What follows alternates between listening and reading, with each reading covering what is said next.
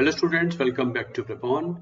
Newspaper based current affairs MCQs में आज दिसंबर month के कुछ क्वेश्चंस करते हैं। चांसेस आर फेयर गुड कि आपके एग्जाम में इनमें से कुछ क्वेश्चंस किसी भी फॉर्म में रिफ्लेक्ट हो जाएं।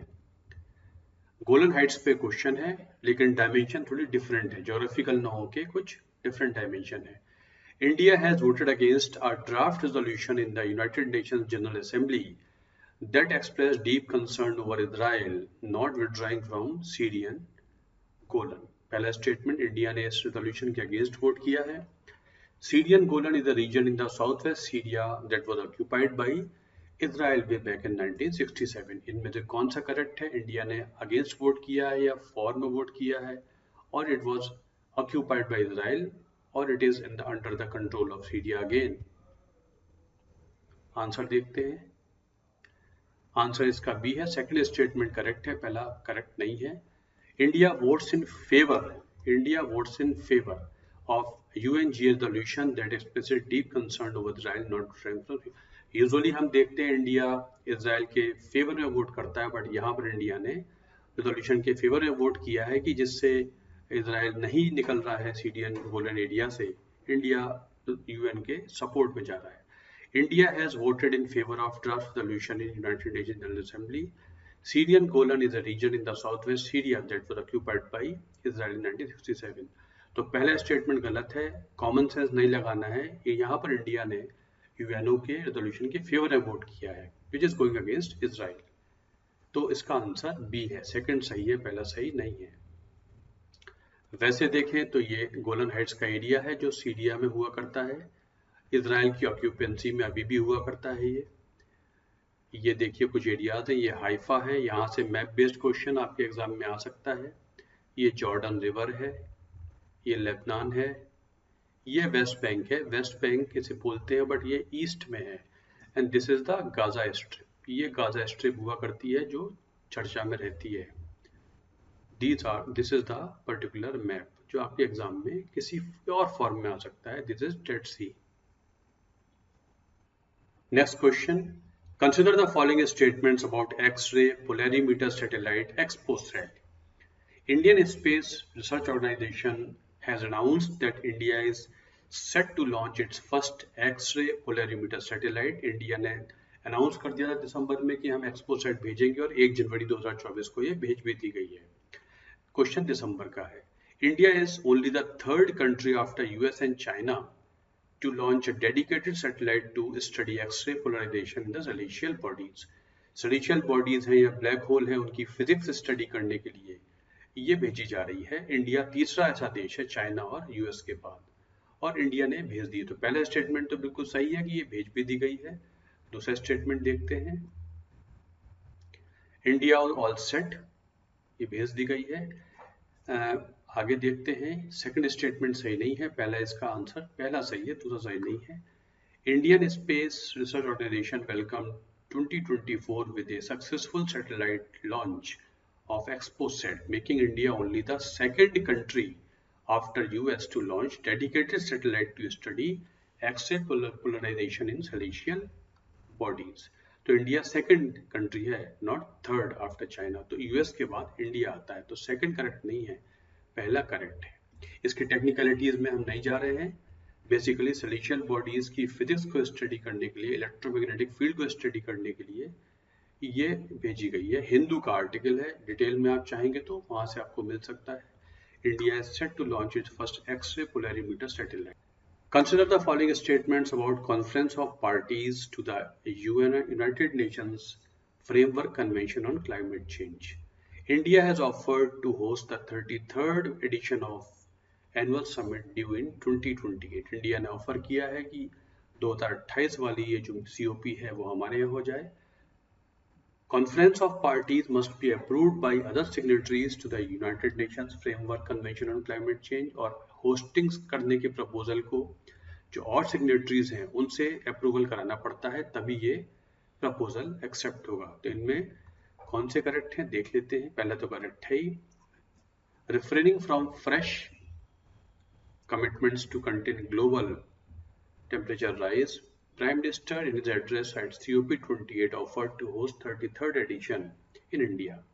A proposal to host the conference of parties must be approved by other signatories to this particular convention. Typically, venues for future COPs are decided 2 years in advance. For India to host the summit, it would be for the second time after 2002, when it hosted the 8th edition, and the event used to be relatively a somber affair with only small and ministerial litigation written. अगर ऐसा होता है तो ये second बार होगा अगर India 33rd addition इसका host करता है. याद रखना है छोटे छोटे point. Consider the following statements about persons with disability. Globally, 1.3 billion people, equivalent to the population of India, live with some form of disability. पूरी दुनिया में लगभग इतने लोग किसी न किसी फॉर्म की डिसेबिलिटी से सफर करते हैं. उनमें से 80% डेवलपिंग कंट्रीज में है, उनमें भी 70% रूरल एरियाज में हुआ करते हैं. इनमें कौन से स्टेटमेंट करेक्ट हैं? डिसेबिलिटी को लेकर है कि डेवलपिंग कंट्रीज में 80% होते हैं, उसमें भी अर्बन एरियाज के मुकाबले maximum number of 70% of them live in rural areas, और दुनिया में लगभग इतने लोग डिसेबिलिटी से सफर करते हैं. तो दोनों ही सही है. Globally 1.3 billion people suffer from some form of disability, and second statement is also correct. Venezuela में एक रेफरेंडम हुआ है, चर्चा में रहा, ये आपके एग्जाम में आ सकता है, इंपॉर्टेंट क्वेश्चन है. Venezuela has had referendum on whether it should exercise sovereignty over Essequibo, a vast oil-rich disputed region which is now part of neighboring Guyana. Referendum यहाँ हुआ है कि इस रीजन को वापस लिया जाए. Venezuela has always retained claims over Essequibo, which it says was stolen when the north-south border was drawn by colonial powers over a century ago. Venezuela कहता है कि ये जब नॉर्थ साउथ बॉर्डर ड्रॉ किए गए थे तब ये चला गया था गयाना में. कौन सा स्टेटमेंट करेक्ट है देख लेते हैं. दोनों सही है. Venezuela moved to hold referendum on whether it should exercise sovereignty over Essequibo, a vast oil-rich region which is now part of neighboring Guyana. According to Venezuela's electoral authorities, more than 95% voters supported country's claim. It is not clear what the government is going to do next, but the fact is it held a referendum with just months left to the next presidential election. तो Venezuela और Guyana के बीच में इस reason को लेकर एक problem फिर शुरू हो रही है. Following statements about the groundwater contamination reported by Central Groundwater Board. Ground contamination के बारे में यूजुअली ऐसे क्वेश्चंस एग्जाम में दिख जाते हैं. These studies indicate the occurrence of arsenic and fluoride in the groundwater beyond permissible limits set by the BIS for human consumption in isolated pockets in various states and UTs. The studies conducted indicate that the contaminations are mostly geogenic in nature, which means these constituents are already in the rock or soil matrix and get into groundwater through chemical processes. ये human intervention की वजह से नहीं आए हैं. जो जियोजेनिक processes हैं with in the earth के जो रिएक्शंस हैं, केमिकल प्रोसेसेस हैं, उससे ही ये आ गए हैं. तो कौन सा स्टेटमेंट इनमें दोनों में करेक्ट है देख लेते हैं. दोनों करेक्ट हैं. Arsenic has been detected in ground water in 230 districts in 25 states and fluoride in 469 districts in 27 states. The studies conducted indicate the occurrence of arsenic and fluoride contaminations in various parts of the country, which are mostly geogenic. Geogenic इनका cause है. Statements about battery energy storage systems (BES). India has become a member of Battery Energy Storage Systems Consortium, an initiative led by the Global Leadership Council of the Global Energy Alliance for People and Planet. India इसका member बन गया है. As part of this collaborative effort, India stands among the pioneering nations committed to securing 5 gigawatt of BESS commitments by conclusion of 2024. तो ये battery energy storage system के बारे में India का क्या कमिटमेंट है, इंडिया का एफर्ट क्या रहा, उससे संबंधित क्वेश्चन है. दोनों ही सही है. दोनों सही सभी क्वेश्चन में मिल जाते हैं. पर्पज आपकी नॉलेज चेक करना नहीं, आपको न्यूज़पेपर के कुछ इंपॉर्टेंट मुद्दे बताना जो किसी फॉर्म एग्जाम में आपको दिख सकते हैं. India on Monday became a member of BESS consortium. As a part of this effort, India stands among the pioneering nations committed to secure 5 gigawatt of BESS commitment by conclusion of 2024.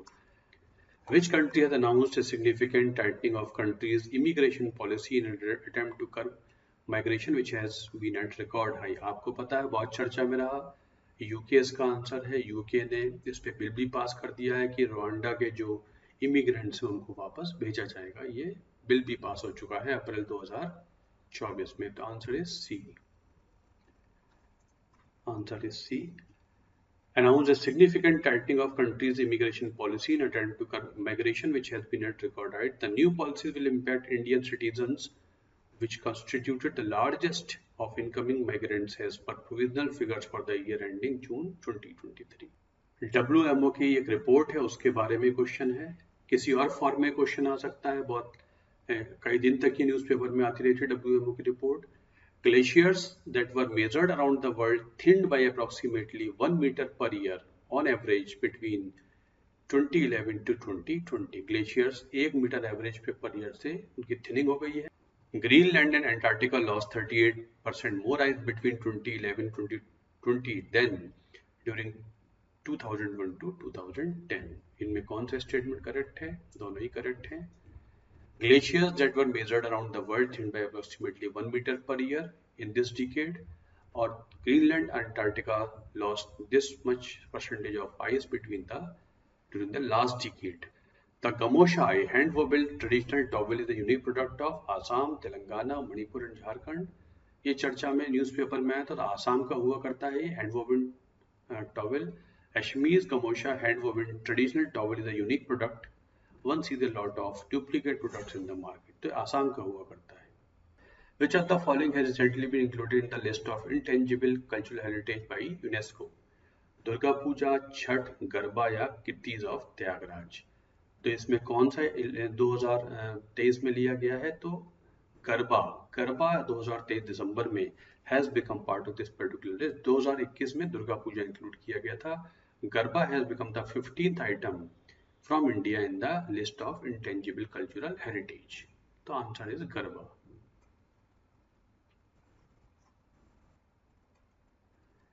The DL vertical migration is related to, ये जो phenomena होता है ये किससे संबंधित है? Upward movement of zooplanktons, upward movement of hot air in the ocean for cyclone formation, thrust required by an aircraft to take off in the takeoff phase, none of the above. What is DL vertical migration? And its role in carbon sequestration. The denizens of deep ocean may seem strange as aliens from another planet because these creatures are products of the same biochemistry that impels other animals. Driven by the need for food and to avoid predators, deep sea marine animals, especially tiny free floating zooplankton, swim up to the surface at night. This synchronized movement is called DL vertical migration, and it makes for captivating display of nature's ingenuity. It is also crucial player in the Earth's carbon cycle. रात को शिकार न हो जाए इस डर से वो रात को ऊपर आते हैं अपनी नीड को मीट करने के लिए। इस अपवर्ड मूवमेंट ऑफ ज़ूप्लैंक्टन्स को कहते हैं DL vertical migration. In which of the following countries evidences of an extinct human species called Homo naledi have been found? South Africa, Nigeria, Indonesia या ब्राजील? होमो नैलिडी एक ह्यूमन एक्सटिंक्ट स्पीशीज है। इसके बारे में एक आर्टिकल आया था, वो कहाँ पाया गया है? आंसर है साउथ अफ्रीका। साउथ अफ्रीका में पाया गया है। Controversial claims about extinct humans are stirring up evolution research. In June, online and in the Netflix documentary Unknown Caves of Bone, they argued that the small-brained Homo naledi buried their dead in Rising Star Cave in South Africa more than 240,000 years ago and may also have decorated the cave walls with engravings. अब ये बहुत छोटे से evidence पर ये बात की जा रही है, हाईली कंट्रोवर्शियल है।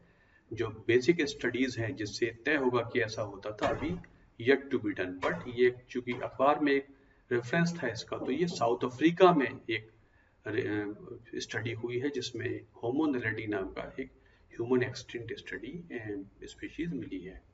So this is in south Africa. The great silence of universe is used in the context of, ये टर्म great silence किस context में इस्तेमाल होती है? Non-existence of extraterrestrial intelligence, creation of space debris due to space missions, pockets of non-communication in space, none of the above. Great silence के बारे में newspaper में एक आर्टिकल था, उसको देख लेते हैं। ए आंसर है इसका, it is for looking for intelligent alien life is hard not just for space's size. While it has been more than 6 decades since we began listening for signs of extraterrestrial intelligence, we have not been able to break what has come to be called as great silence of the universe. It could mean that there is no intelligent life beyond the Earth, or that we are missing what an intelligence might be broadcasting. We need to eliminate many such alternative possibilities before we can be sure that our questing efforts suffice. So this is related to the extraterrestrial intelligent life. उसकी search के बारे में great silence term इस्तेमाल की जाती है. So these are certain questions from the month of December from Hindu newspaper. शायद आपके काम आ जाए. Current affairs is not my area. मैं बहुत ज़्यादा एक्सप्लेन आपको नहीं कर पा रहा हूँ. पर्पज ये है कि आपको यहाँ से कुछ एक्वेंटेंस हो जाए इन टॉपिक से, आपके एग्जाम में ये काम आ जाए. Thank you very much for watching this video.